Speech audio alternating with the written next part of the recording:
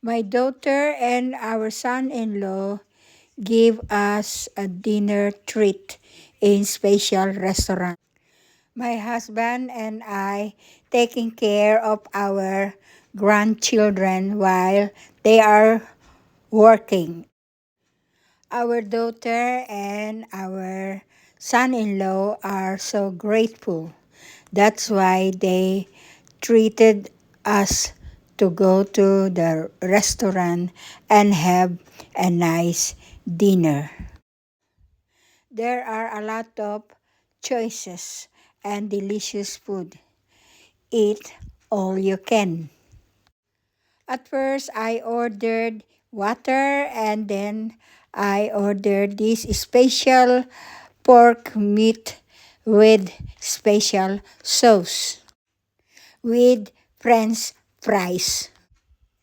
And then I ordered this special meat with special sauce and it's delicious. Then I ordered it again because I like the taste. It's so delicious.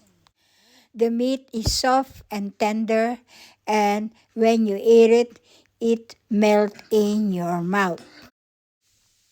Then I ordered a small piece of beef steak, medium cooked with mushroom sauce.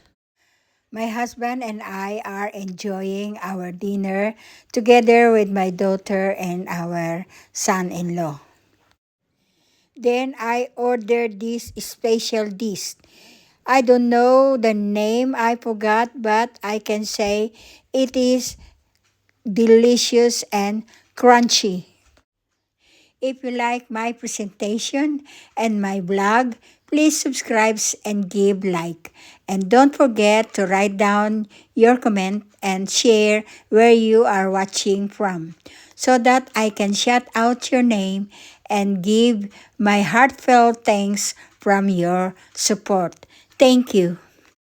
After eating my dish, I took a rest and have a red wine.